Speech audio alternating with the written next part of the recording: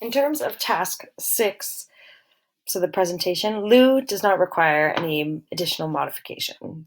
The teacher might have some considerations when making the evaluation, depending on how it goes for Lou. But in general, we're expecting that he can participate in the written component of the presentation and the oral component. So all the students would be creating a PowerPoint, completing the calculation, and participating in the presentation.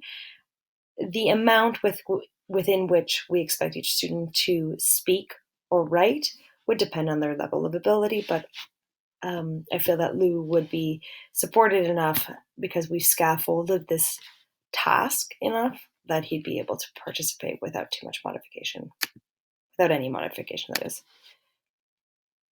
So lastly, we come to a test, and the unit test is only actually given in this unit to support some of the knowledge that wasn't assessed in the presentation. And because students have been scaffolded to be able to do the presentation, but we had a lot of the direct instruction that wouldn't be evaluated at all during the presentations, we do have to have a unit test. The unit test would sort of consist of multiple choice, short answer, and long answer questions. So in terms of the multiple choice, all 3 of the students should be able to answer the multiple choice without too much difficulty. They are allowed, for Leili, she's allowed to use her Arabic dictionary. At this point, it would either be the iPad software, and that would be monitored to make sure she's not going elsewhere to check any of the science terminology, or her term sheet with the definitions, just so that she can have that direct translation in terms of the in terms of the words. So it would be the multiple choice component. The teacher would read the multiple choice questions to her out loud, and read all the questions, in fact, out loud, so that she doesn't get tripped up by the language used in the test. She would be given a little bit more time to do it, but because the teacher's reading, she doesn't require too much more time. The short answers, she can answer in point form or a sketch. So we're trying to get her to answer all the short answers on the test, not orally. It's only the long answer questions that she can answer orally. So that really encourages Leili to participate both in the oral language development and in the written and reading language development. Although because we're reading the questions here, she doesn't have to focus too much on the reading component of her language development. Now, in terms of Fern, she's allowed more time to complete her test. She would be asked to read the multiple choice questions on her own, and she can call the teacher to read up to 10 multiple choice questions for her. So that's just an arbitrary number that's selected.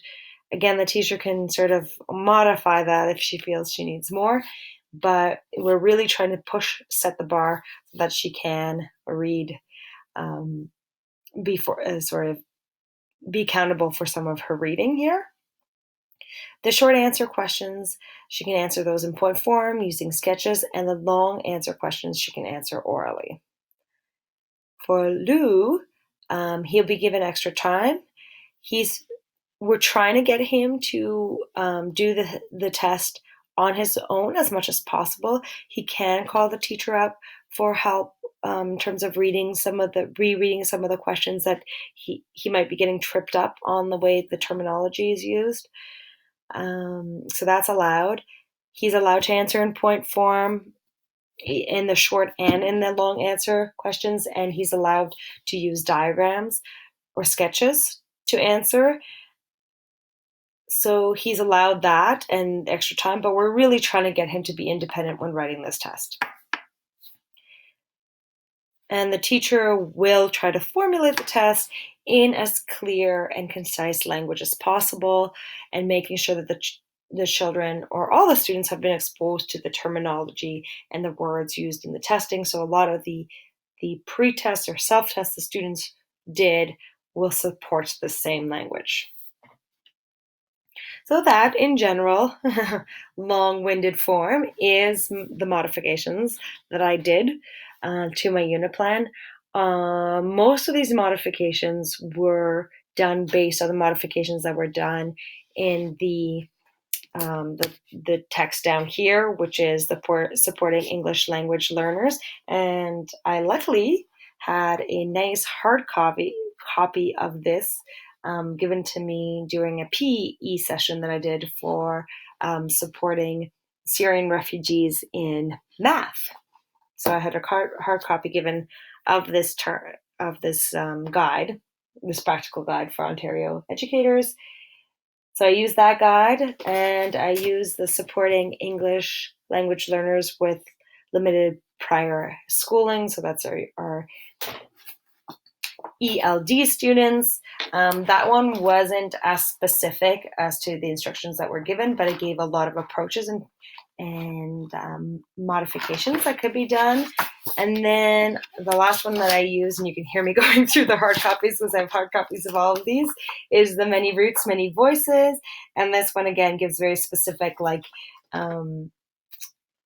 things that you want to check in, like, using word charts, and this is where the word wall idea came from, decoding the meaning, making sure that we're focusing in on one task at a time and then building those on. So that's why, like, the initial quizzes didn't focus on the reading aspect, but maybe on the writing, or focused on the oral.